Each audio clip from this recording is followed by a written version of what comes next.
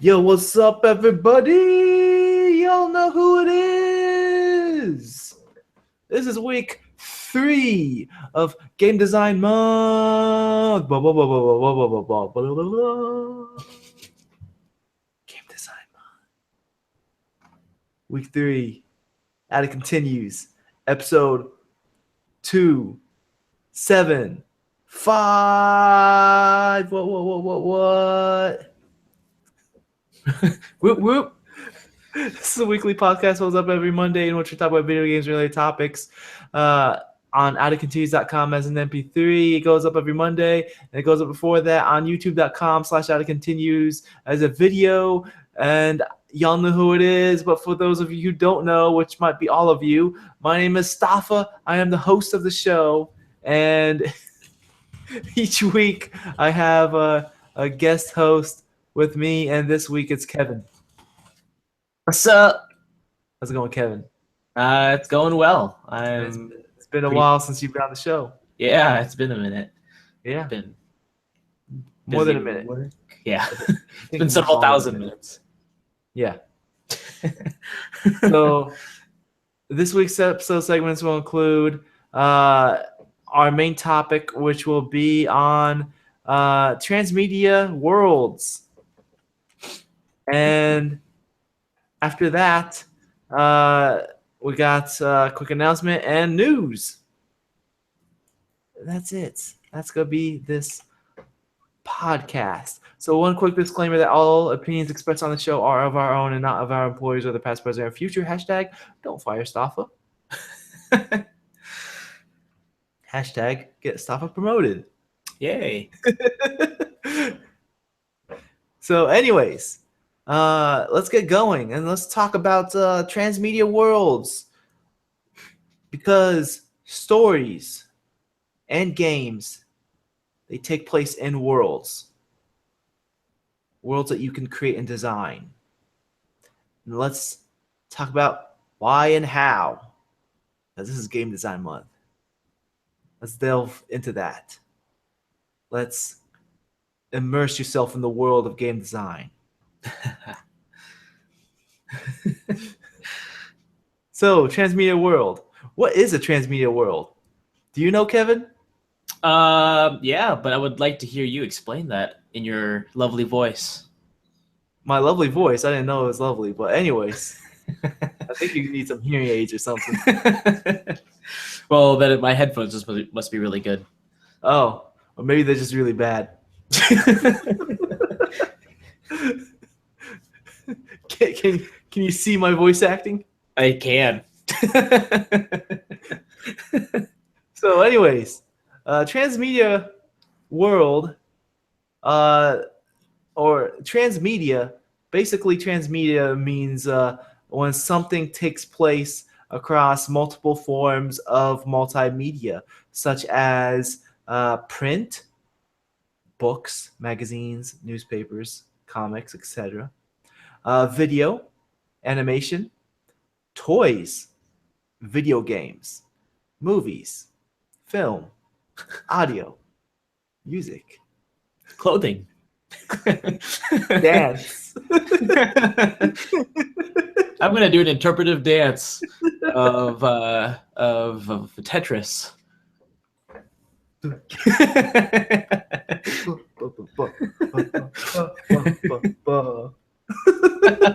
That was beautiful. That's something that the YouTube watchers have got exclusive. Yeah. If you want to see that beautiful performance, you have to use transmedia, because you have to go from audio to video now to be able to view that. So basically, transmedia worlds, a fantasy world that can be entered through many different media, such as all those multimedia things I listed off. That's where you can have a transmedia world take place.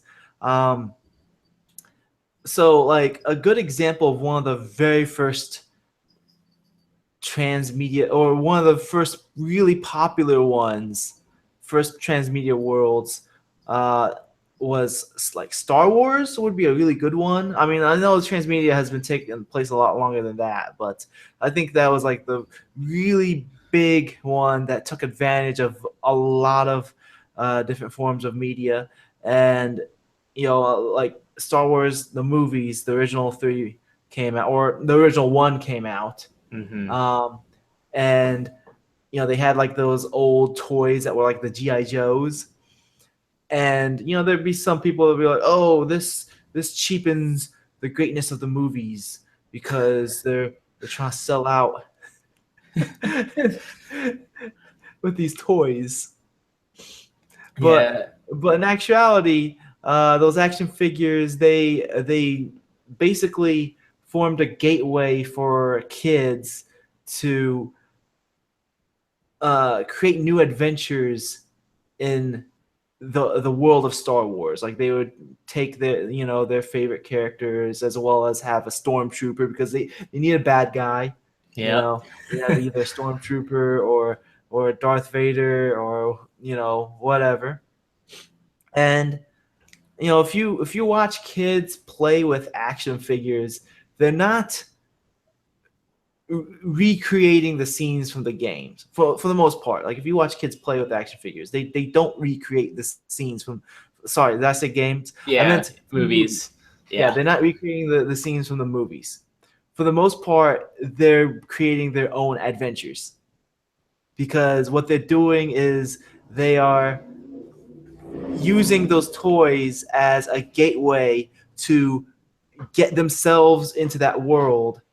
And that's the important factor of Star Wars isn't the plot, and it's not exactly the characters, it's more of the world.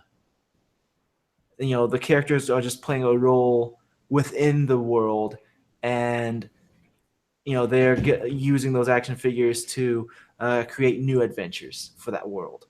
Mm-hmm. Does that make sense? Yep. I mean, like, you recall being a kid. How often do you take your action figures to recreate scenes from either movies or TV shows versus making your own adventures? Yeah, no, it was definitely making up my own little scenes, and it's something often that you see too. Like, well, you'd have kids playing with their action figures while they're watching the movie, and it's like you've got those characters on screen doing what the movie script already has designed, but then even as they're watching the movie, if they're playing with their action figures, they're not mirroring what's on TV. They're kind of just playing with them, making up their own scene, and just having fun with it. And that really just expands. It's really heavily based off of the imagination of children. Yeah, and exactly. How like in some ways their lack of experience in the world allows them to have a much more vivid imagination. But also I think it's just because they're younger and they don't necessarily feel constrained by anything. And one of the things that I remember hearing on a podcast recently was that even though we're adults and we've got more experience with things and we've become smarter as adults as opposed to when we were children, that in some ways prevents us from being as free with our thoughts, it prevents us from doing things as sporadically as we would have, because we think about things a lot more and we analyze them, and we know whether an idea is good or bad, or we at least have the thought that an idea is good or bad. And sometimes we have these ideas and we don't act on them because our thought process prevents us from thinking that it's something that would be a good idea. But a kid doesn't have that, and they just go all out with their ideas. And to them, if they're just playing around with their imagination, then there's no right or wrong, and they're just having fun. Mm-hmm. Yeah. So I mean, I completely agree with you. Like I said, you look at kids playing with action figures, or you think back of when you were playing with an action figure when you're a kid, for the most part, kids don't recreate scenes that they've seen. Unlike what TV wants us to think, whenever you see a kid playing on TV, they're like, "Whoa, I'm recreating this exact same scene." No, that's not what kids are actually like. They make up their own stuff. Yeah. Or since my parents couldn't really afford like all the same action figures from like the same set, I'd have like all sorts of different action figures. Mhm. Just create a new world where they all exist in the same world. Yeah. It's like, It's a oh, I whole new have, level of transmedia. yeah. But yeah, so the thing with creating transmedia is there needs to be a consistency within the within the worlds across the mediums, or these worlds will crumble. Like it will not be a immersive enough world for the audience if like all the stuff from one all the rules from one of the worlds um uh does not cross over to the other media. Hmm. I'll go into that a little bit more later, but just to like quickly explain like the importance of worlds with fiction.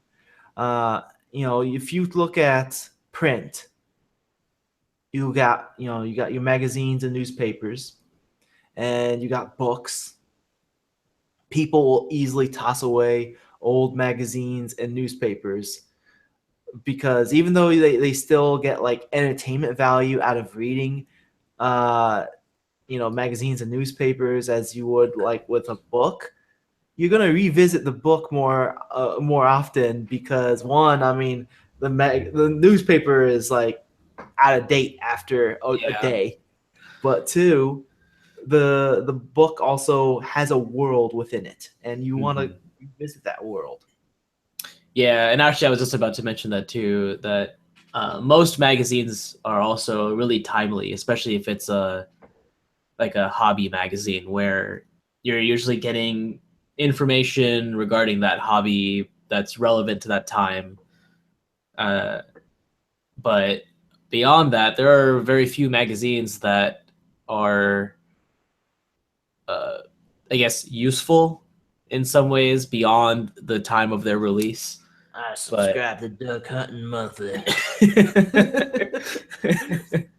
I's got to get my best duck call going. Quack quack. yeah, that's an interesting hobby you have there, Staffa. Yeah, but yeah. So I'm gonna use an example of a game, or at least a world. Sorry, a world that's a transmedia world, uh, and its rules are consistent, and it's also a very successful transmedia world. That one being Pokemon, Yep. very successful trans media world. So the original Pokemon game, Pokemon Red and Green for Game Boy, that came out in Japan. I know it was Red and Blue in the United States, but in Japan it was Red and Green. It was developed, in Japan, and the creator spent 5 years developing the game, and he spent 5 years making sure it was balanced. I mean, that game's very balanced. To have like 150 Pokemon, right? That first game, Yep. 151. Yeah. Roughly. Yeah. Yeah. Yeah. Either way, so it was a very balanced game. Though the graphics were very primitive.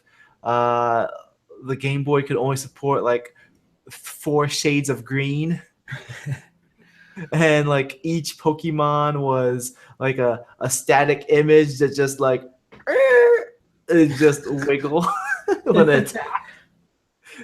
Super primitive. There was not much going on with it graphically.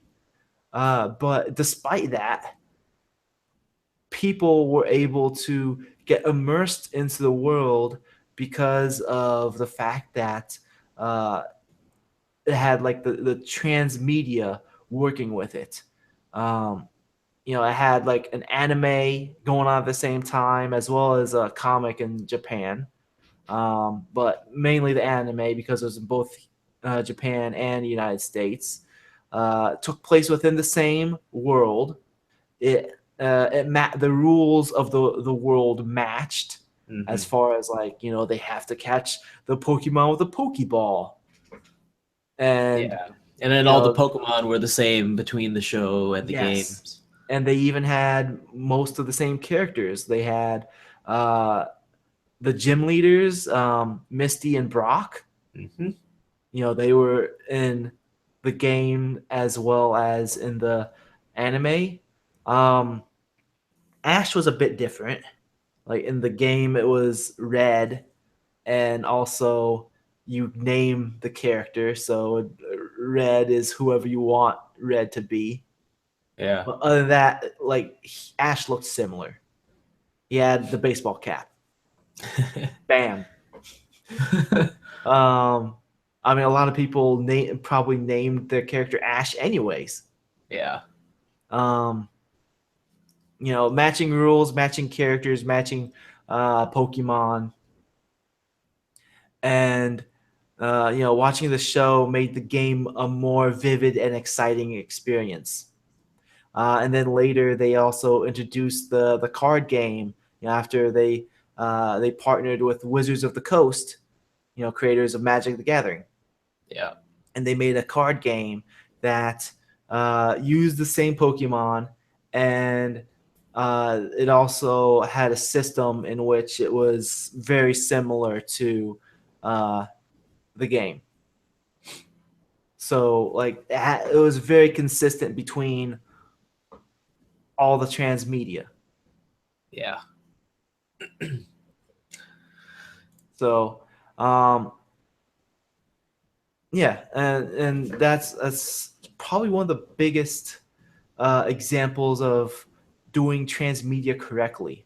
You have all these things happening at once, rather than having like, we're going to release a game and then do 5 sequels to it, and then we'll do an animation, and this is pretty successful too. After 5 more sequels, we'll do a movie that has nothing to do with the game. What am I talking about here? Does it have something to do with potentially reliving the memories of your ancestors? I don't know. I thought I made up the whole scenario.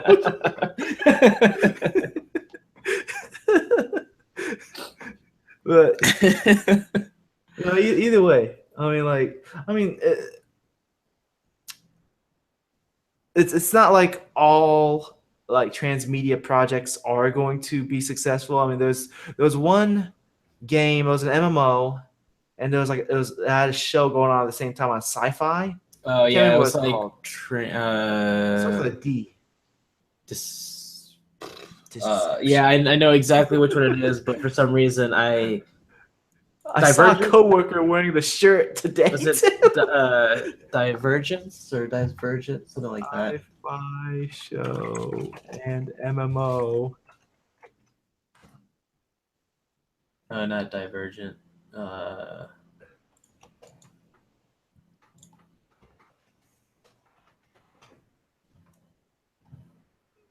Oh no. But you know what I mean. How do you even spell sci-fi now? Defiance. S-Y-F-Y? It was called Defiance. Oh, Defiance. Okay, yes. Yeah, Defiance. But I think it was because it wasn't a good show or a good game. Yeah, I never actually really got into watching or playing it, so I wasn't really familiar with the story or anything about it. I just knew it wasn't doing incredibly well, so I didn't really spend my time on it. Plus, it came out at a bad time for MMORPGs. Like, it was, like, at this point, MMORPGs are pretty much dead, like, unless it's World of Warcraft. Yeah. Well, honestly, I think Even that's World of been Warcraft's having trouble. World of Warcraft. Yeah, it's having trouble, but I think like that's been the case for. I mean, other MMOs having trouble has been the case pretty much ever since World of Warcraft came out. Yeah, it came And out like it shouldn't have been an MMORPG. It came out at a bad time, and yeah. you know, Well, this can go into a whole new discussion, but I'll yeah, just say that MMOs they have not evolved enough. They've pretty much kept the same formula for years, and it's not. Uh, and there is only one or two different MMOs that have done something different, and I think they are more successful because of that. But yeah. But another podcast topic. yeah, going back to the topic of transmedia worlds, uh, the reason why you'd want a transmedia world for your game is because if you look at the biggest like fictional properties, the ones with the biggest fan bases, they are of um, fictional worlds that are transmedia. Well, I wonder. Some I examples would be Star Wars, Transformers, Lord of the Rings, Marvel Comics, Harry Potter, Disney. Yeah, and I part of me wonders what kind of it's like chicken and the egg. What came really first? Were the fans there? But like, was it made into transmedia because of the fans, or did the fans come in because it was transmedia? And I think it's part of it is it might be a little bit of both. Mhm. Uh, because if you think about how many Star Wars fans there were before they even considered making books or games of them, but just the fact that there were so many fans allowed those transmedia variations of the Star Wars universe to do really well and be I successful. I think it's like case by case Mm-hmm. as far as like which came first. I mean, like Transformers was a cartoon that was designed to sell toys. You Yeah. know, like it had the toys going on at the same time as the cartoon because the cartoon was specifically made to sell toys. Yeah. And like they even had like that movie, the very first, not the Michael Bay movie, but like the animated movie, the one that back in the '80s, where they Yeah. killed off Optimus Prime, and a lot of the Autobots died specifically so that they could introduce these new Autobots. So So they that could they sell can more toys. exactly. So it's like, okay, here's some new characters for you to buy now. It's like here's Rodius Prime because Hot Rod has evolved. But like Disney, Walt Disney, he saw the importance of transmedia, and that's why Walt Disney designed Disneyland Yeah. because uh, I mean people are going to the theme park for their favorite characters, and they're it's like the same thing as the toys except on a much larger scale. Yeah. You're having them come in and play with giant toys. And it's also not just that, but the kids also feel like they're actually going physically to that universe, to that world, Yeah. and living alongside those characters that they love, and that brings a whole new level of immersion, because not only are you now just playing with little action figures, you're actually walking around in a town that those characters live in, and physically being there. Now you're playing with power. Yep. So one thing about transmedia worlds is that they can evolve over time through the different transmedia.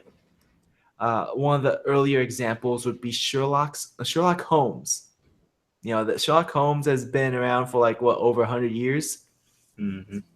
and What do you think of Sherlock Holmes when you envision Sherlock Holmes in your mind, other than like Robert Downey Jr. or Benedict Cumberbatch? I'm talking about like just Sherlock Actually, I completely Holmes. forgot that Robert Downey Jr.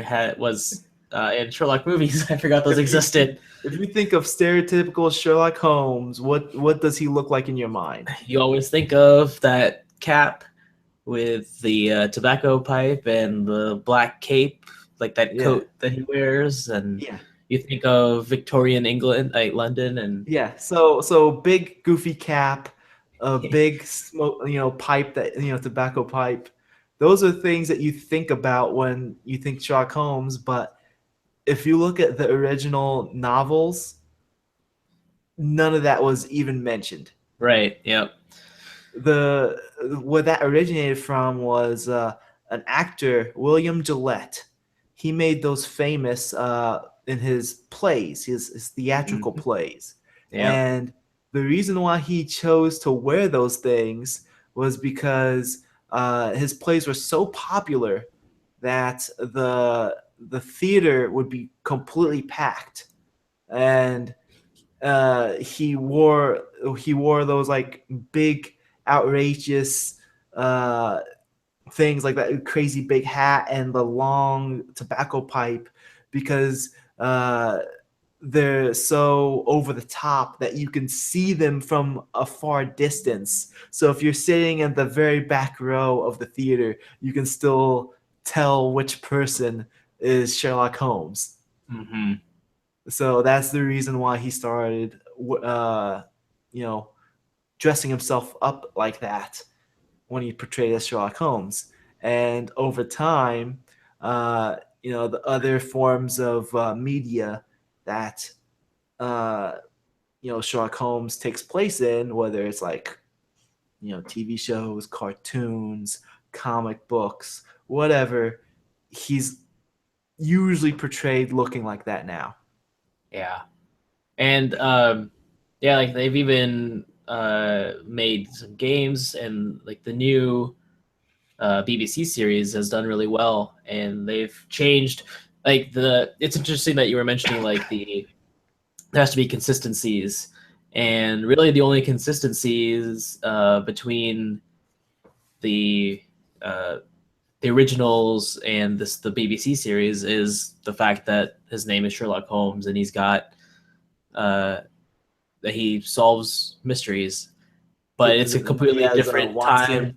Yeah, and yeah, he has it's pretty much just like same characters, but they're all in a different time zone, different setting. I mean, like time period, not zone, I'm in a but they, different time zone from you. yep, yeah. But I But mean, the point and click adventure games are also pretty good. mhm. If you haven't played them, I highly recommend them. Another example of like worlds evolving through transmedia would be the Ultimate Spider-Man game, the one that came out like on PS2. Um, that one, that game is based off of the Ultimate Spider-Man comic series, the one that started in like the 2000s. Hmm. And for the most part, in the beginning of that game, it's follows the comics pretty accurately. But then it gets to a point where it goes a little bit past the comics where they were at that time, and they start making stuff up as they went along. And one of the enemies in that game is Beetle. Beetle appeared in the game before Beetle appeared in the comic, and so the team that was working on that game, one of my former coworkers, like he just left the studio today, but um, anyways, like I was talking to him earlier, he worked on that game, um, and he said that uh, they came up with the design for Beetle, before he was in the comics, and then after the game came out and Beetle appeared in the comics, they used that same character design for Beetle in the comics. Yeah. So that's like a form of the world evolving through the transmedia. Um, I guess another example would be Chronicles of Riddick, though this kind of like contradicts itself in a way because Chronicles of Riddick had like a bunch of transmedia going on at once, but the worlds didn't really um, line up very well. So I guess this would be a bad example.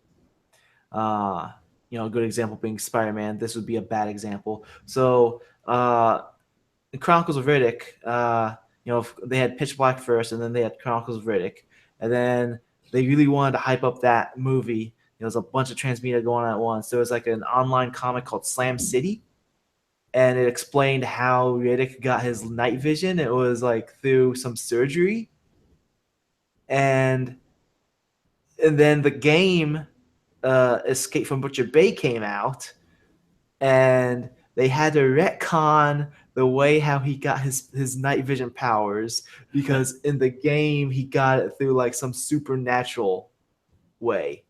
Yeah. But they did evolve the movie through the game because like in the game there's like some female voice that would talk to him. It was never really explained because like I mean Chronicles of Riddick it wasn't that as successful as they wanted it to be. They put a lot of money into it and it wasn't as so successful, so they kind of stopped it before it went where they wanted to be. But like there's like some female voice and like, oh, you're gonna gain powers and stuff. And then the movie, the director's cut version of the movie, added that female in there, which she wasn't in the theatrical version of the movie.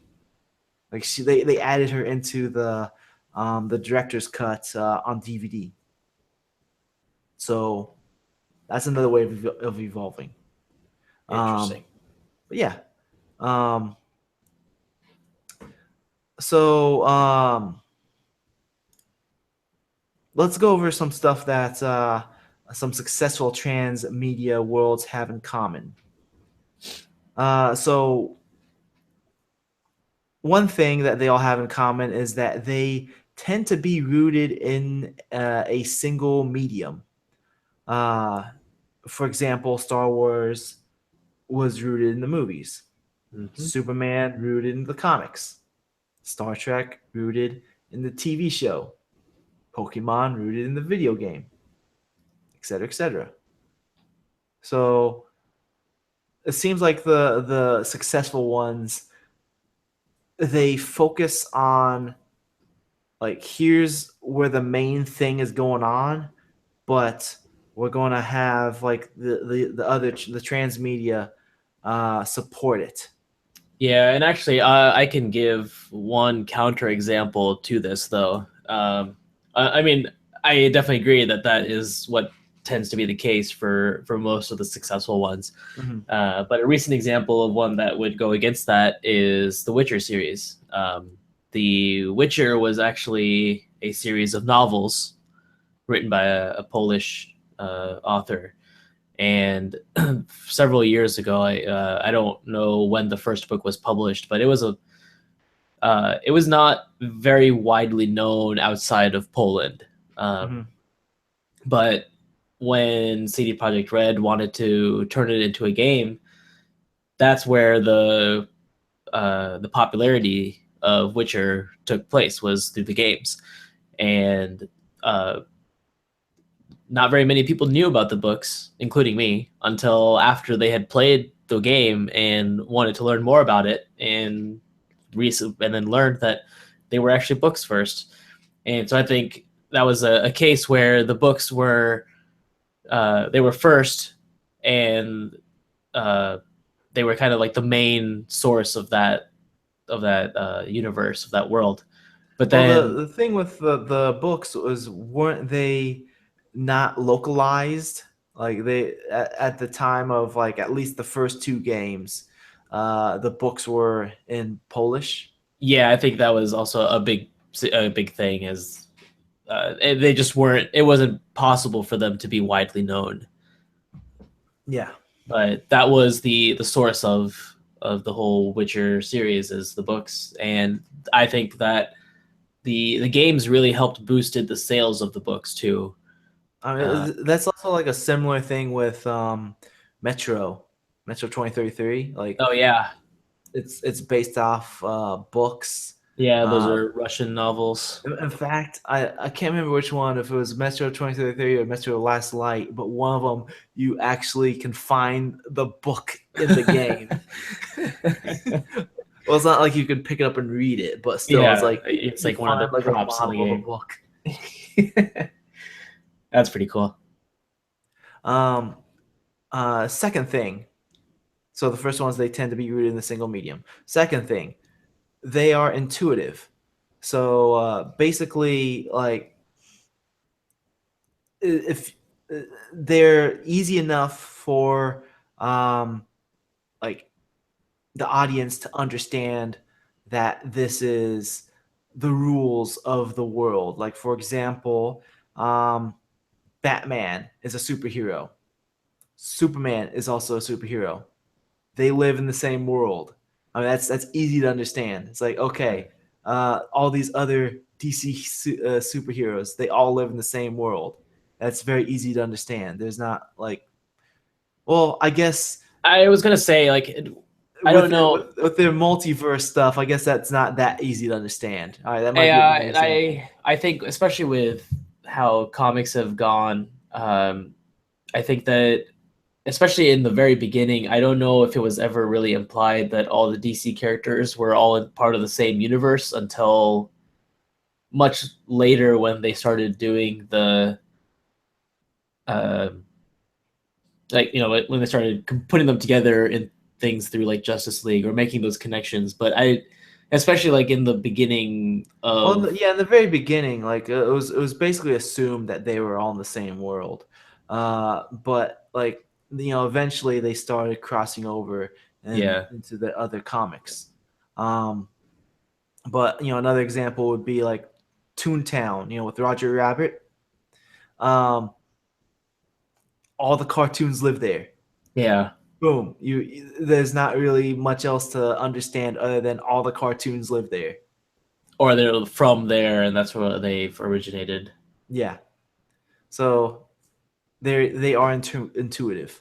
Next thing is they have a creative individual at their core. For example, Shigeru Miyamoto, creative individual at the core of uh, the Nintendo world, Yeah. Mario world, whatever. Walt Disney, was the creative individual at the core of all those early Disney movies. George Lucas used to be the creative individual. Used to, yeah. Yes, those would be the examples where like they would have like a creative individual at the core, or Vin Diesel.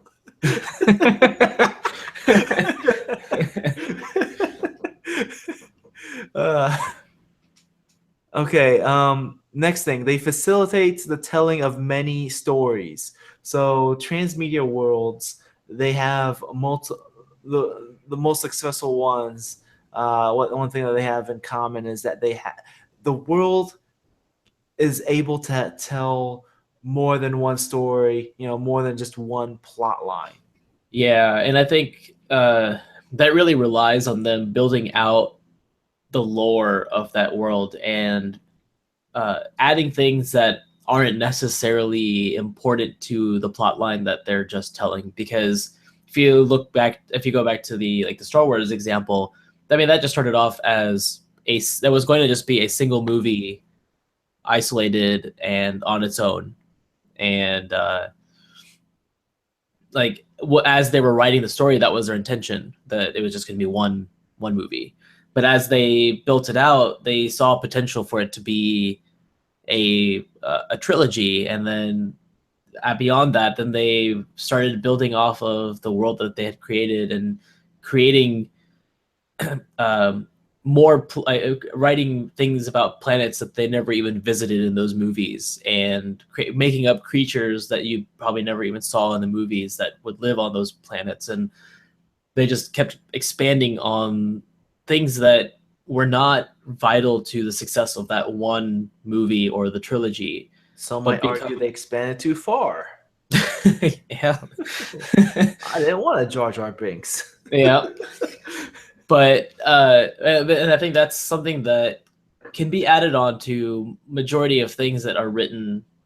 You can continue to build off of that, but it just takes the dedication to do so, and taking the time to write about things that may not necessarily be important to that plot line that you're writing about, and giving it potential, making it a world that feels real, and not just an isolated instance for those characters and that story that you're telling.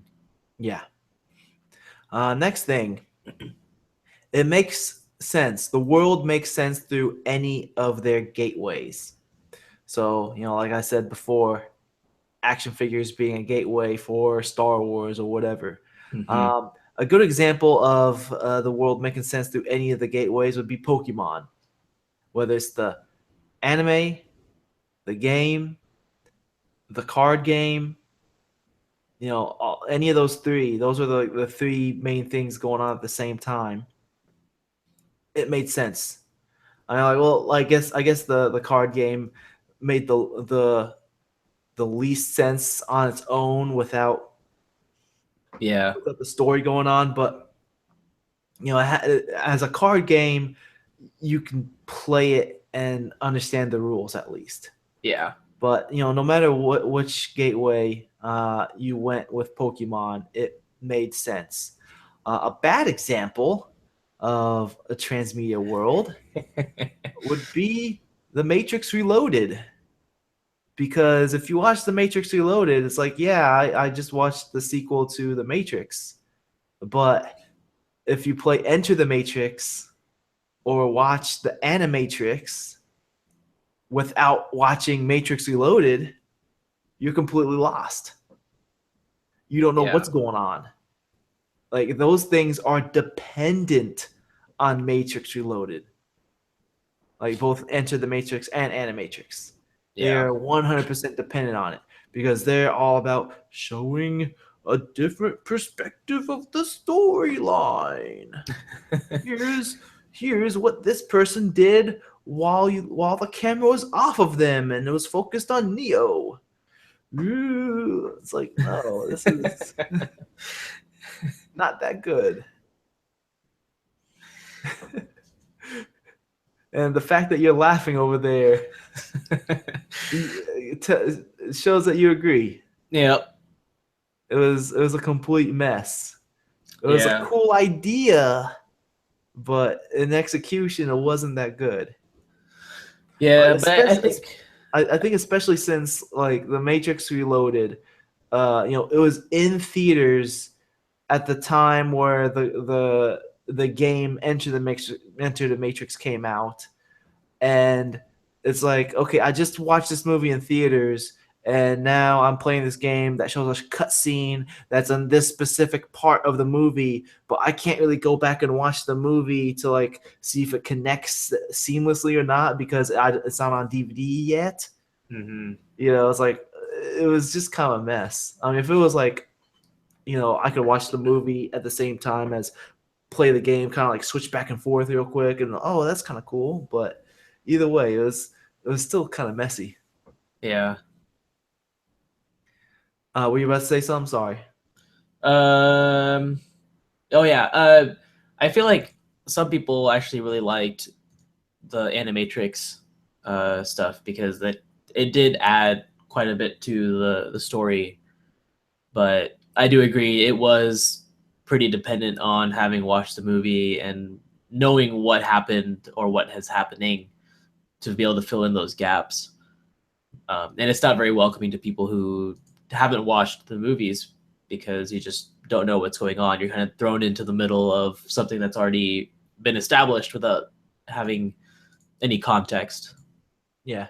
If at any point you have to say it makes the world makes more sense in the blank, like if the world makes more sense in the books, or the world makes more sense if you do this, if you watch the first movie, or if you watch this before that, or if you watch these in this order.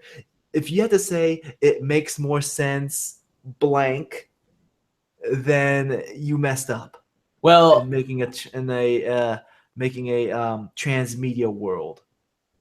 okay, yeah, I can somewhat agree with that. And well, from, when you're speaking through transmedia, then yeah, definitely. But I mean, obviously, like sequels, you'd have to want to Yeah, of course, watch if it's them. sequels, but And if you're trying to yeah, get transmedia world going on, you have like, yeah, you know, if you have the Pokemon game, movie, and card game, the Game Boy game, card game, and the anime going on at the same time, and the anime doesn't make sense because you haven't played the game, or the game doesn't make sense because you haven't watched the anime, right, yeah. then you messed up. Yeah, and I definitely agree with that because the whole point of transmedia is to be able to introduce a wide variety of people to that universe. Yeah. And there will be people who don't enjoy playing video games, and there will be people who don't necessarily enjoy reading books, and or don't have the time to read books or the time to play video games. But you don't want to leave people out just because they don't enjoy all these different mediums. Yeah, And it makes the world a lot bigger when you can enjoy it through all the different mediums. yep, yeah, And the final thing is uh, that all these the final thing that all these successful transmedia worlds have in common is they are about wish fulfillment. So, imagining a fantasy world is a lot of work. Players will not do it unless it is a world that they truly would like to visit, and a world that fulfills some deep and important wish will help them do that. yep, So, if it's adventure, justice, romance, like whatever, like if the world can provide that, then they that will help them imagine the world. If there's nothing cool or interesting, you know, if none of that exists within the transmedia world, then they're not gonna like even try to invest time into it. yeah. So when so basically your game is a doorway to the world when it comes to transmedia world. And when you design a transmedia world, you gotta ask these questions: how is my world better than the real world, the one I'm living in right now? If you say it's not, I don't know. Well, Try to come up with something. uh, I guess in what context are you saying better? Because there Better? could Is it be. more interesting? Okay, there you go. I think that's because I mean, if you think about I mean things that's like a way that could be better, yeah, or you could use magic in this world. yeah, My imaginary world is better because there is no Donald Trump. Oh, yeah. boom, Well, boom. because I was thinking like if you're looking at games like the Fallout series or most post-apocalyptic things, or like any games that with zombies, they really aren't better than the real world, but they definitely are more It interesting, has and more adventure. they have more adventure. There's more variety Yeah. in some things that, and it's also just being able to experience things that Well, you when I may. say how is my world better than the real world, I'm not talking about like the actual quality of the world. I'm talking about like the world that you're immersing yourself in, like Yeah. my life. Yeah. How is this world? I mean, like a Star Wars. I mean, it has the word war in it. You don't want to be in a world that's full of war, but the reason why you want to be in what makes Star Wars better than this world is Jedi, the whole fantasy element to it. Hmm. The um, adventure. A person that's going through a journey to stop evil. Yeah. That's what makes Star Wars better than this real world. But uh, if you're gonna like compare it, uh, like literally, which is better? I mean, this world's better because that's like space Yeah. Nazis.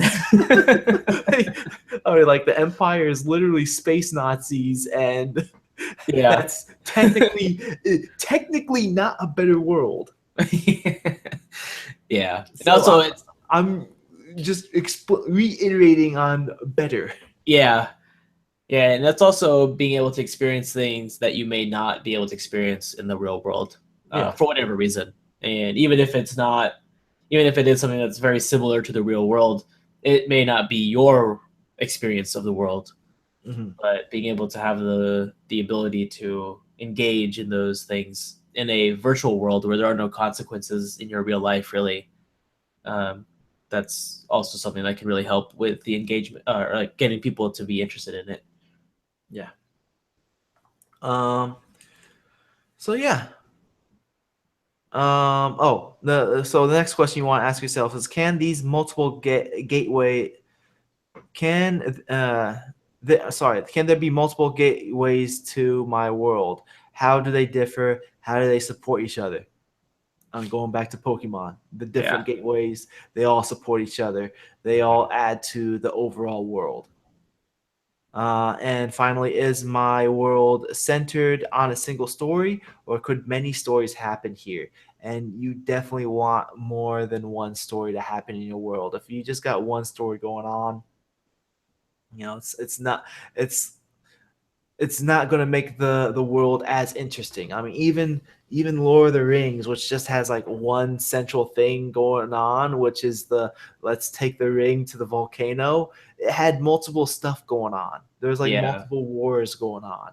And when those books were written, uh, they same thing with Star Wars, like I mentioned earlier. There's a lot of stuff that is in the lore that can be explored. Mhm. Like when Tolkien was writing these stories, and actually the way he even wanted, the reason he made the stories in the first place was so that he had a reason for his languages to exist, and that he created because he was a linguist and created languages out of from scratch, and like being able to um, tell multiple, because I think one of the issues with a lot of like game to movie adaptations or book to game adaptations or any of those combinations is that they just try to retell the same story but in the different medium. Yeah. And I mean, sometimes that does work, but sometimes that just becomes repetitive. Like you've already experienced that story. What's the purpose of re-experiencing it as a movie now? Or what's the point of re-experiencing it as it's the same experience but just in a different way, and Yeah. it's not getting you anywhere different.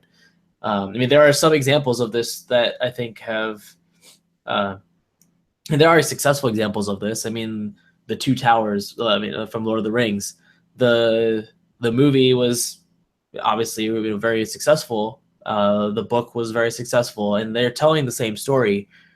Um, but uh, and I think that most cases that doesn't work quite as well as it has for Lord of the Rings.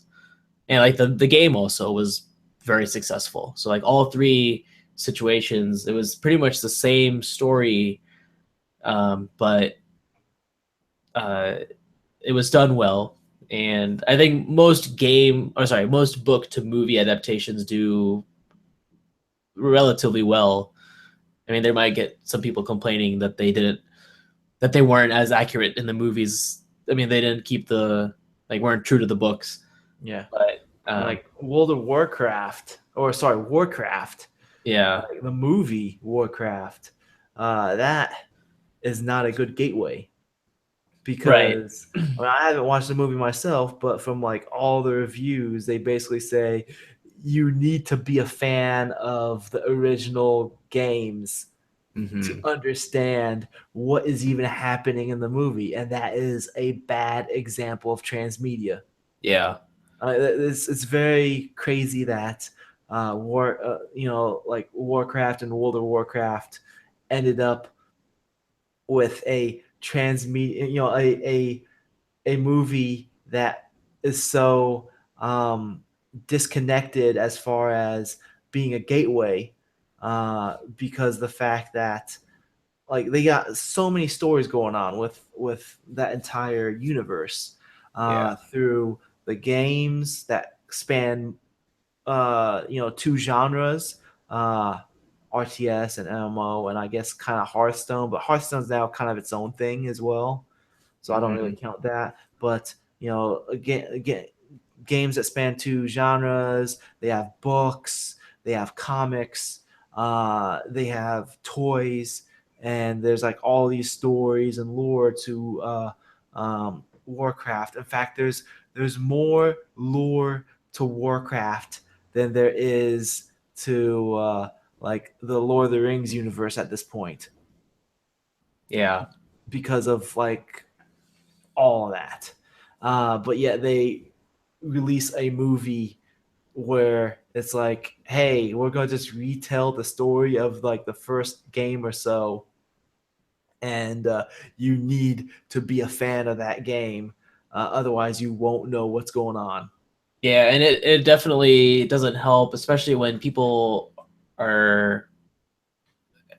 I mean, for most situations, like you will get the hardcore fans of the games watching the movie, but if there's anyone that might be interested in that story or in that world, but they never played the games, Mhm.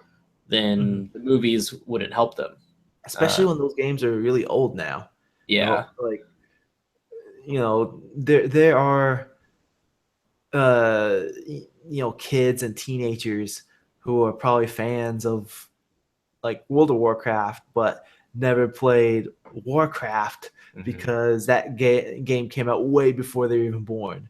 yeah. And I remember hearing situations like some people taking their significant others to go watch the movie with them, and their significant other may not have played the games or are not familiar with anything in that universe, Yeah, and so they just didn't enjoy the movie, uh, and felt like it was a waste of their time because it didn't know what was going on. yeah. But yeah, I mean that's pretty much as far as like transmedia worlds. I mean we went into examples of like good transmedia worlds, bad ones, like what makes the good ones good, what makes the bad ones bad. Mm-hmm. Is there anything you want to add? No, no, I think we pretty much covered quite a bit. Okay. And one last thing about this before we um, stop the discussion is I mean one world that no matter which form of transmedia that you decide to subscribe to will always result to a pleasant experience. I don't know, but it sounds like a dream. It definitely is, because Host, they are a service that offers unlimited storage, unlimited bandwidth, unlimited user-friendly interface, unlimited WordPress. They are also optimized to use content managers such as WordPress and many more features. All that just for $7.95 US a month. And it gets better than that. If you use promo code Ada continues, that's one word, no spaces, during the month of Game Design Month, it'll way away the set fee. Get your free domain registration. Dude, that is unbelievable. I don't even believe I Amazing. said that.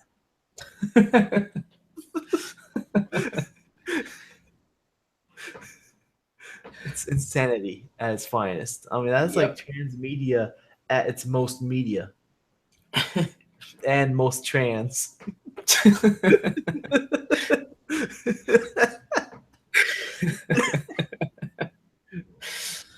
All right, let's move on. Let's talk about iTunes real quick, because Out of Continues is like almost a transmedia type thing. You can watch us on YouTube, or you can listen to us on iTunes. So it's like just basically like you can get into the world of Out of Continues in multiple ways. But it's the same And- content regardless of which way you go. Did we Yes. just talk about how that's not interesting? It's a safe gateway wherever you go. But if you want to help us out, help the gateway become bigger, help the Stargate, you can go to iTunes and leave an iTunes review, and that would help spread the word of the show. But if you can't leave an iTunes review for whatever reason, you can still help us out by leaving a you can share on trans social media on Facebook, Twitter, Reddit, wherever. Tell your friends, tell your family, tell somebody. Tell someone who's trans. Perfect. All, Tying it all in. yep, tie it all together.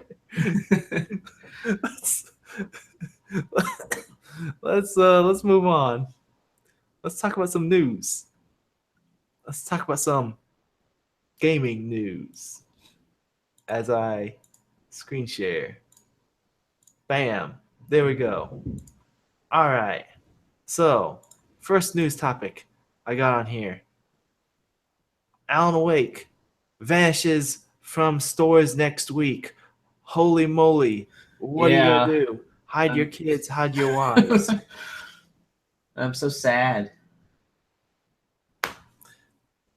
Speaking of transmedia, this is the scene of the game where I can't remember that dude's name, but he makes a joke about the flashlight on his head being the Eye of Sauron. I cracked up during that part of the game. But yeah, so Kevin, what was the reason why they're gonna be removing this game? So it seems like they're having some issues with music licensing. They have some music in the game when the licenses for them are expired, and there's nothing that they can really do about that because media licensing for music and movies and things like that is always really a difficult process. And so the option that they have is just not making the game available for sale anymore. But if you already own the game on Steam, it won't be removed from your library. You just won't be able to buy it anymore. But it will happen next week. So actually this week, if you're listening to the podcast on, this week. But it's on heavy sale right now on Steam and Xbox. Oh, is it? Yeah, I don't know exactly what price it is, but it's a check on well, actually it's not a huge sale. Never mind. Why is Tekken 7 copying the poster art for Star Wars: The Last Jedi? They're not, because the heads are roughly the same size. Oh, okay. Perfect. So actually, it's not on sale right now. I don't know if it's supposed to go on sale next week, or. Oh yeah, so it will go on sale, 90% off, starting May 13th. So tomorrow. Tomorrow, yes. So by the time you listen to this, it will be on sale. Actually, by the time you listen to this, it'll be the last day of the sale because that's Monday. Yes. So for 2 days. So if you can hear this in the past, it's or on if you sale. watch this on YouTube. Oh yeah, or if you're watching this on YouTube as it goes live, it will be 90% off, and you can, and it's $29.99, so $30 right now. So it'll be pretty cheap. Yeah. Yeah, get it. Get Alan Wake. It is a fantastic game. It's one It of my is an favorites. amazing game. One of my favorite games, and I'm so sad that there's no Alan Wake 2. Yeah. So, Alan Wake is awesome. yep. American Nightmare, it was I interesting. liked it. I liked it a lot too. I just I didn't. thought it was an interesting way for them to reuse the same 3 levels I think that 5 was. times. I think that was. I mean, it might seem like a bad thing, but they actually did it in such a good way that Yeah, well, I mean, like the thing I didn't like about it was the action seemed too actiony. mm, Like it was much more action uh, than Alan Wake. Like Alan Wake was more of a horror game, yeah, and uh, American Nightmare was more of an action game. yeah, But yeah, definitely pick up Alan Wake. Amazing game, and it's very disappointing. I mean, look at this. Recent reviews and overall reviews, both of them say very positive on Steam. How many yeah, games out of that have like 10,000 reviews? How many games on Steam have very positive? yeah. It's easily probably. It's definitely in my top 10 games of all time. I mean, it's an awesome game. Yep, really good. Can't really recommend this enough. So pick it up when it's on sale rather than Tekken 7.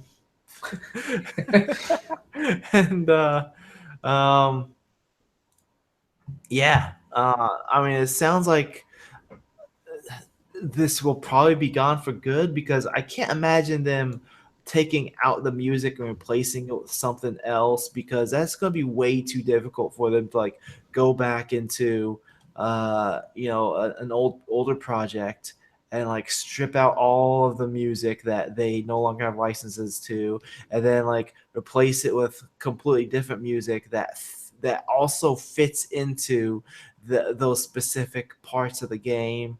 I mean, they had a lot of stuff going on as well. Like there was those TVs with the TV shows. Yeah, There was a lot of stuff happening. So, um, I can't imagine them like actually re-releasing this game with like, you know, not unlicensed music edition. yeah. So there's a chance that it will eventually come back on sale, but so they are like renegotiating those licenses, but it's a difficult process, like I was Mhm. mentioning earlier, and it's not something that they can just go to the owners of those licenses and just say, "Hey, let's just re-sign that contract, add some time, and just continue selling the game." They have to go through rewriting the whole contract, which includes a whole bunch of legal work. So lawyers will have to get involved from both sides, and meetings and phone calls, and it's going to be a long process. So if they are able to renegotiate those contracts for the licenses, then the game will come back on sale. But until then, they just can't sell it. This makes me sad. Yeah, It's like this makes me feel like this is the death of Alan Wake. yeah, and I mean there is a Because chance that it will never come back on sale if they're not able to and there's renegotiate. also a chance that they'll never make an Alan Wake 2 as well. So Right. it's like Alan Wake is going to be gone for good. Yeah. This makes me sad. Very sad. Moving on. So, the new Walking Dead game by Overkill Software, who are developers of Payday. This was like announced back in 2014. Like there was like no real game footage shown at the time, and Robert Kirkman, the writer of Walking Dead, was like in a video with what's the baseball bat's name? Negan's baseball bat, like Lucille or something like that. I have no idea. Okay, yeah. Either way, he was with Negan's baseball bat, and this was like way before Negan even showed up in the TV show because this was, 3 years ago. way before he even showed up on the TV show. So it was like, oh, this is going to be based off the comics because Negan is in the comics and he has the baseball bat. And Robert Kirkman's like, oh, you're going to be able to use this baseball bat in the game. And it's delayed. And it's going to come out second half of next year. So that's going to be like 4 years after it's been announced. Yeah, so honestly, I've kind of been what's the word? I'm like a little over Walking Dead right now. I feel like kill on Walking Dead. Overkill. Over Walking Dead's been overkilled. I mean, so I'm not a huge fan of the show. I stopped watching the show. Yeah, me too. I mean, Telltale's games were good. I haven't played season 3. I didn't even know there was a season 3 available until someone mentioned that the 4th episode was releasing recently. And now, I mean, like, I knew about this game from the Payday 2 devs, but honestly, like, I forgot about it. And I am not that excited or interested or anticipating this game just because I feel like Walking Dead is being revisited too often right now. And that might be an unpopular opinion, but Walking Dead is transmedia. Yep. Started off as comics, then was a TV show, and then games. But I just feel like Walking Dead is a bad example of transmedia. Their worlds don't even line up. Rick is like a completely different character in the comics and the TV shows. In fact, he has one hand in the comics. Spoilers. Yeah. Well, I'm okay with things like that being slightly different. Tyrese is literally a completely character. or well, I guess he died in both of them. He was a different character in both of them versions. Yeah. But I mean, I'm okay with them making some changes between media as long as it's not. I mean, I like I was saying earlier, like they don't have to make things exactly the same. But the TV show was basically a remix of the comics. Yeah, and it was basically like same storylines, but it happened to different characters. Yeah, but I just think characters were different. I would have been okay with that if the show was just watchable. Like if it was actually entertaining to sit down and pay attention to what's happening.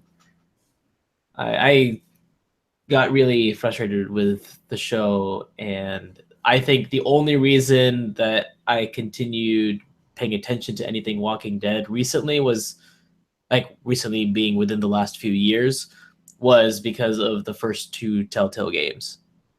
I think like, but then like I mentioned, I didn't even know that a 3rd season was out until someone was mentioning that the 4th episode was coming out soon. But like a good example of Walking Dead being transmedia would be the Telltale game, because like at least in the first season of the Telltale game, you interact with Glenn, who is a character who in both the comics and the TV show, and it's like, okay, this is in the same world.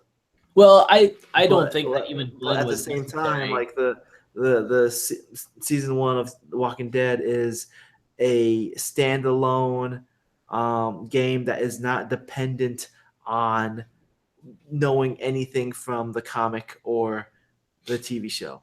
Yeah, and I honestly, like, even if Glenn didn't make an appearance in the game, I would have still been very happy with how Telltale handled the first couple seasons, just because we know it's in the same universe, but based on just I don't know. I mean, first of all, the title just gives it away. I mean, it's not like they're trying to hide it. Oh crap! It's in the same universe. But like, you know, just the the atmosphere of the game really does resemble what it, like what the comics portrayed, and to an extent what the show somewhat portrays. And I honestly, like I was mentioning earlier, like I don't think it's always good to just recreate the same stories if you're going to go transmedia. Like you can do a lot with it. And I really loved that they told this story from a completely different perspective with different characters. And I mean, they obviously they had some tie-ins like with Glenn coming in just to reinforce that it's the same universe, but I don't think that it was necessary. And I'm not saying that they shouldn't have. I'm just saying that I don't think that that was a vital aspect of why the Walking Dead Telltale game was a good transmedia game. Mm-hmm. I don't think that was the main reason. I think it was great because they did tell it from a different perspective. I think if they had told the same story as what the show covers or what the comics have covered, then I don't think it would have been as interesting, because now you would have had 3 separate ways of getting the same content, basically, as opposed to The Walking Dead being a capsule of the world and telling a different story. And I think that was a reason why the Walking Dead Telltale game did a really good job. But going back to this news thing, going back to this article. Yeah, I'm not that excited for it. I'm just a little over Walking Dead right now. Yeah. So Overkill's The Walking Dead, which is, I suppose that's the title of this game, since it Overkill. I think you also have to just differentiate, because otherwise people will get confused between this and the Telltale series. Yeah, which is called like Telltale's The Walking Dead. Yeah, so they just have to put, and then isn't the other one AMC's The Walking Dead? Yeah, I mean, like AMC's Walking Dead takes place in a different world than the comics. It's not the same world. It's a retelling / remix. Mm-hmm. But anyway, so like the game announced 2014. It was scheduled to come out in 2016. It got delayed to 2017. Now it's delayed until 2018. And Overkill is basically saying that they need more time to allow the team to expand on its original vision for the game and realize that the title's full potential. Yeah. Bam. I wonder why they're delaying it, though. It might be what's happening to. In other news, Payday 2 is coming to virtual reality. Yep. Putting all their time into this rather than Walking Dead. Overkill.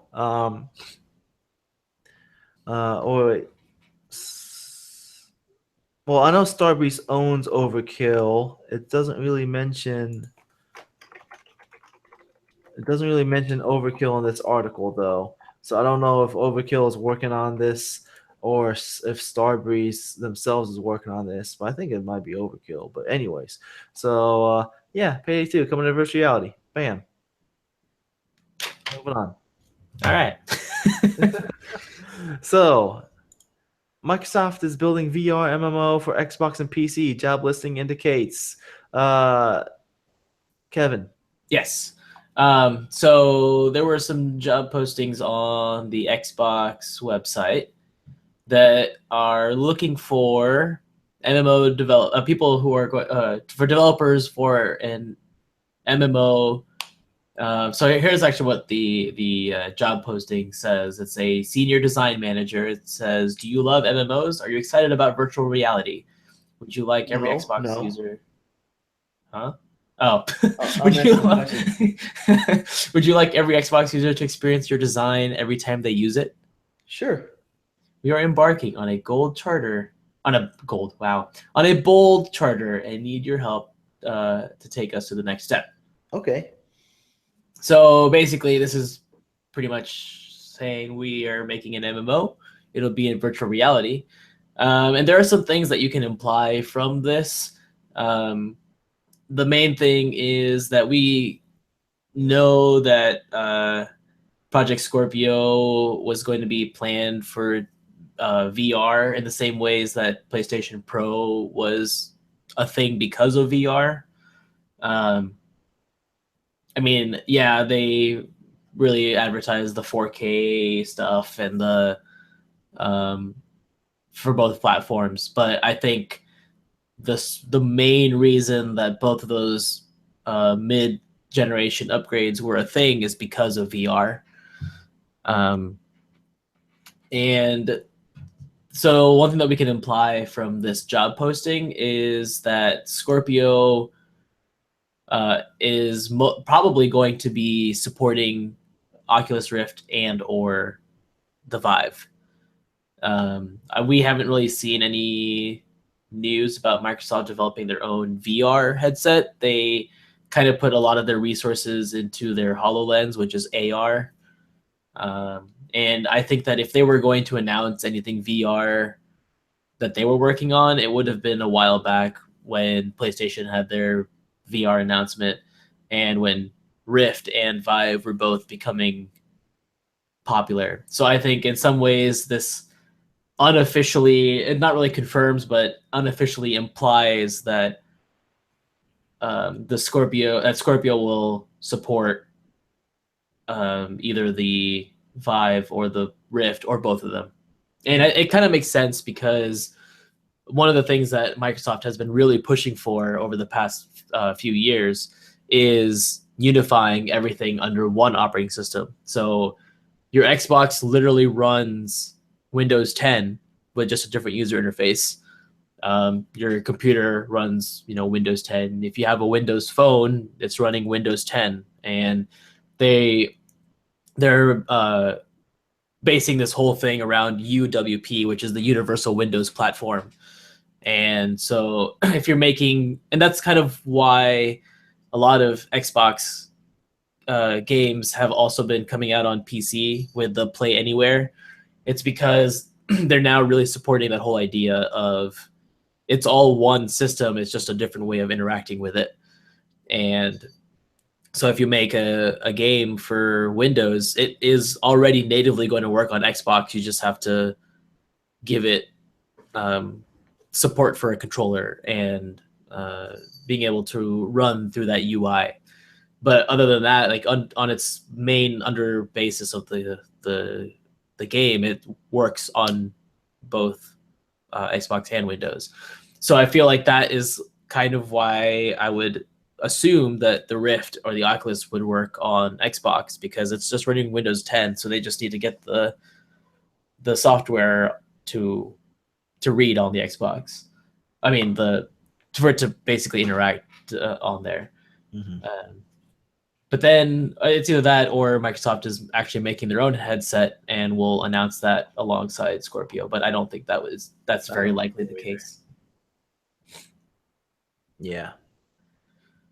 I think that was the biggest thing that I wanted to mention with this article is I feel like Scorpio is really going to support Rift and or Vive. Isn't Rift not going to be at E3 this year? I'm not sure. I don't know. Yeah, I think it was Rift that's not going to be at E3 this year, so it might be Vive. Yeah. All right, move on. Yep.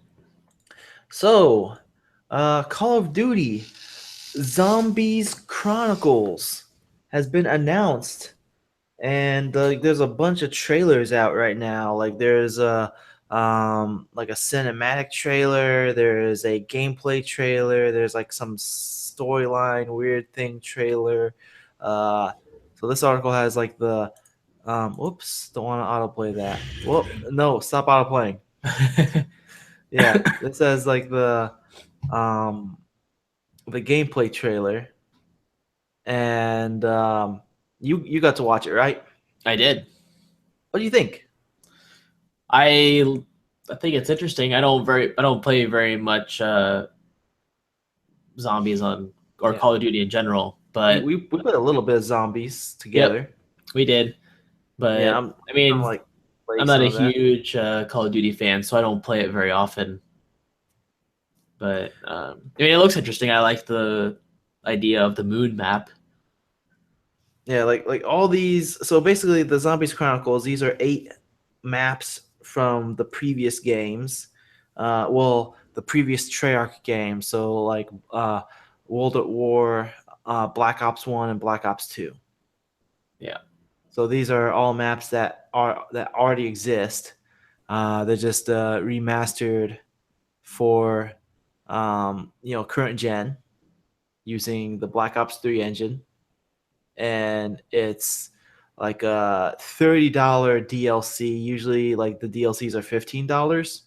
Mm-hmm. This one's $30, but it's 8 maps, so it's a lot more content than usual. And the thing about zombies maps are like each map it's like I guess the best comparison would be it's um like a Nintendo game where it's short, like the fact that it's like maybe a couple hours or so long, but you have to like beat it in one run, and if you lose, then you lose. Yeah, and you have to start over from the Yeah, so beginning. it's like you have to like keep replaying it over and over to get really good at it, and so it's comparable to like the retro gaming of Nintendo, where you have like the NES, where you have to like keep on playing, and you get a lot of replay value out of it just because of the fact that um, you have to keep practicing to get better, Yeah. and yeah, so I mean it is a lot of content. 8 maps. I thought the trailer was pretty cool, and I've been playing some of the zombies lately. Mm. Uh, the thing that is kind of crazy about this is the fact that this is what like 2 or 3 weeks after Call of Duty WW2 got announced. Yeah. It's interesting that they're uh, kind of advertising or making a new expansion for this game. I Yeah, don't know and when WW2 is supposed to release though. I think the release date was um I think it's in November of this year. I can't remember. Hmm. It's definitely holiday season. Okay, so it's still a little bit away. So it is Yeah, still strange for them to make something like this, but I mean, it is quite a bit away until the next game. and this is coming out this coming week on PS4.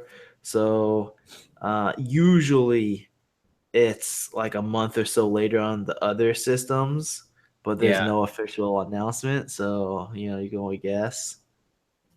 But yeah, um, I mean, like I think it looks cool, and uh, like I said, I've been playing the zombies lately, but it's just really weird for them to be releasing this trailer like weeks after their well, it's a different studio, but it's yeah. I was still gonna say Activision. it's a different studio. They kind of cycle through, so Yeah.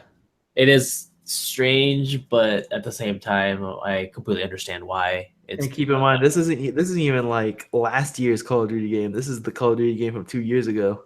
way. Yeah, So this is like a first time in which a Call of Duty game has new content 2 years after its release.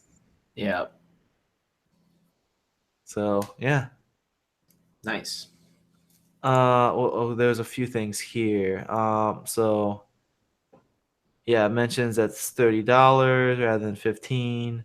More content is included than most Call of Duty add-ons. However, Chronicles bundles together and remasters 8 zombies maps from World at War, Black Ops, Black Ops 2, which I already mentioned.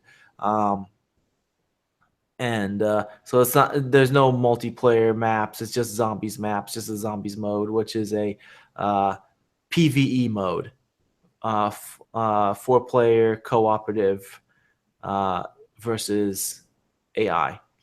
Yep. Um, in addition, Activision released the trailer above and released bonus content players can look forward to grabbing when DLC launches for PS4 on May 16th, all customers will receive an exclusive Pack-a-Punch weapon camo.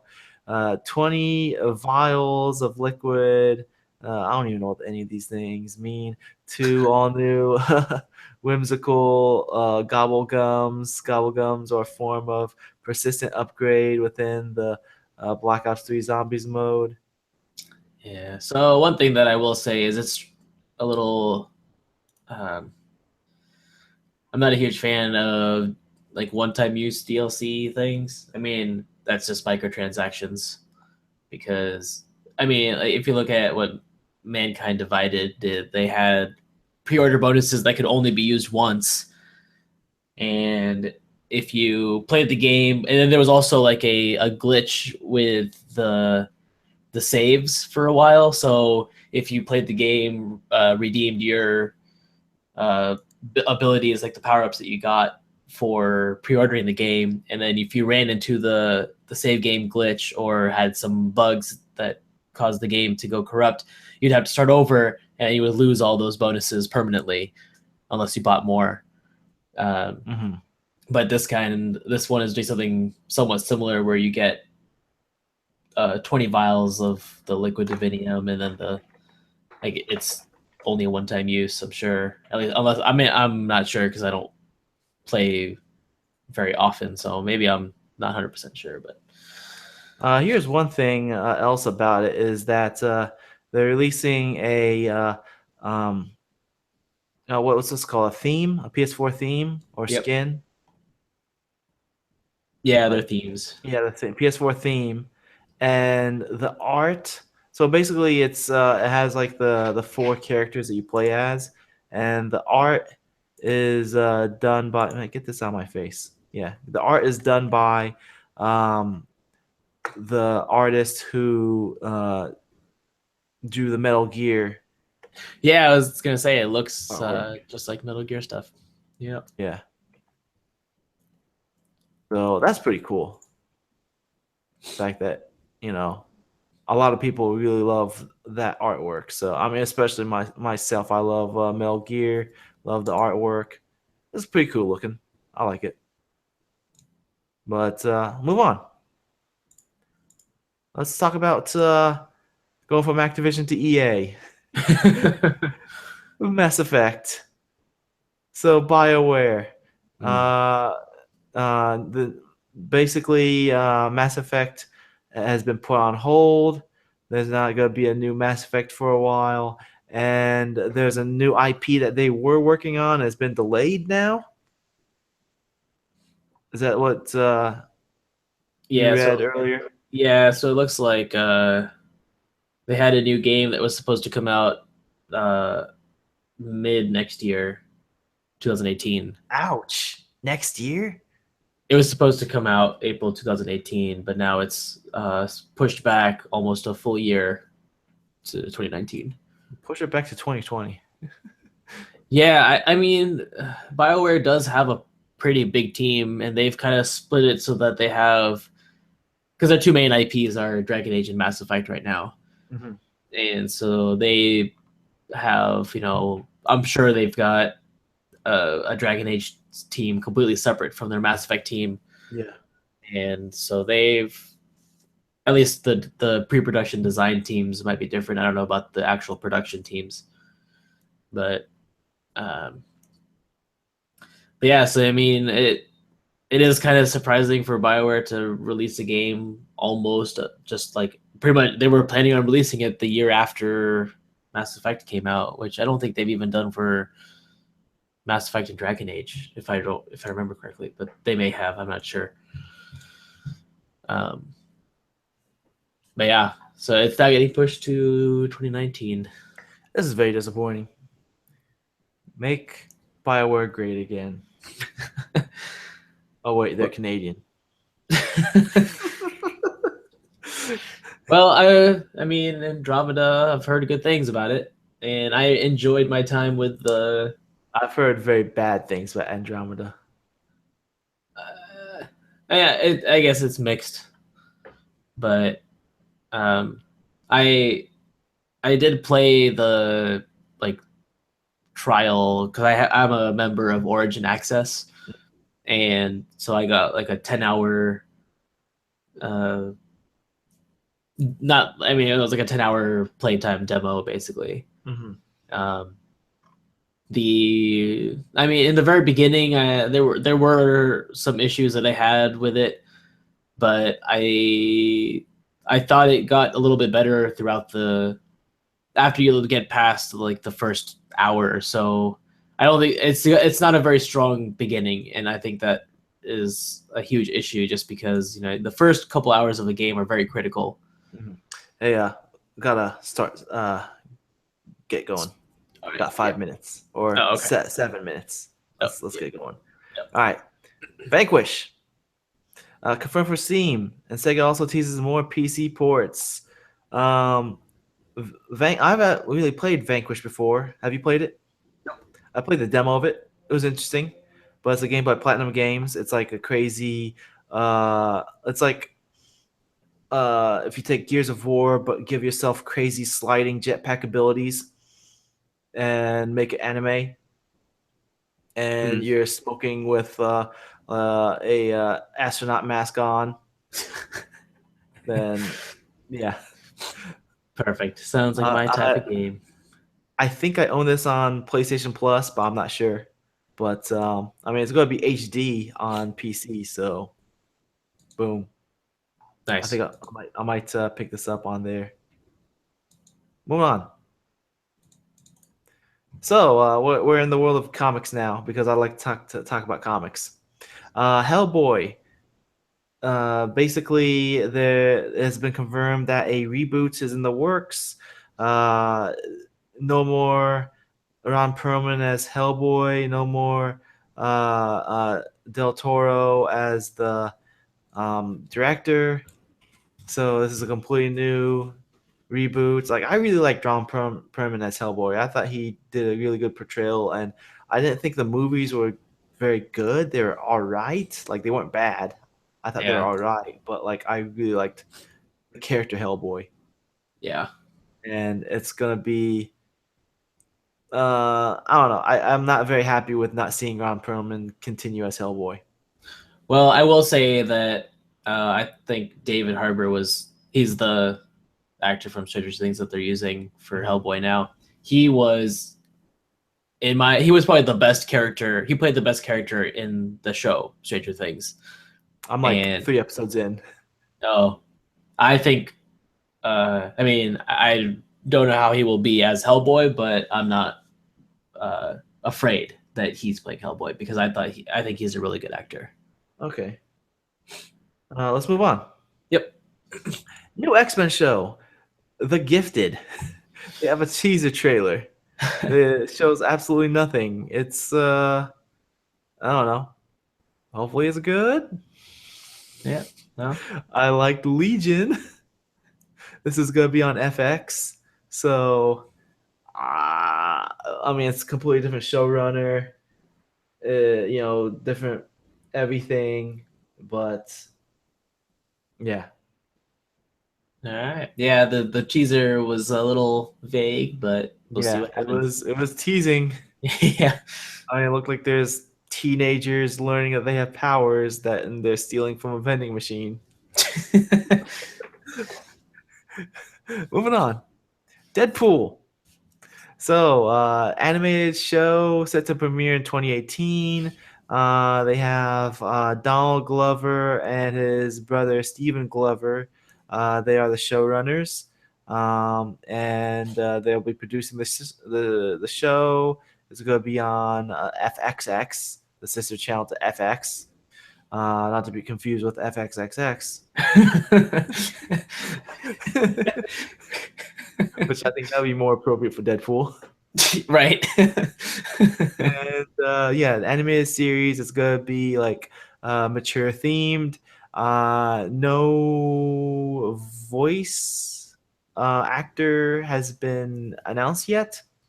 I'd say pick Nolan North. What do you think? Nolan North? Pick him.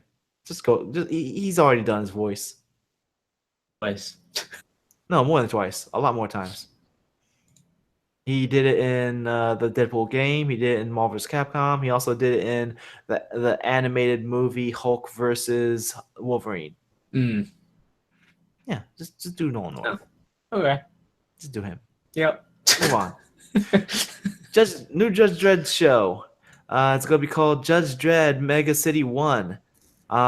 So there's no network tied to it yet.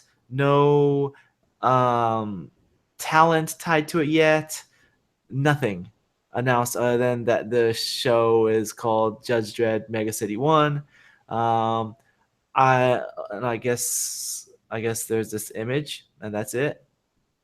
This looks way more futuristic looking than the movie that came out in 2012, which wasn't very futuristic looking at all.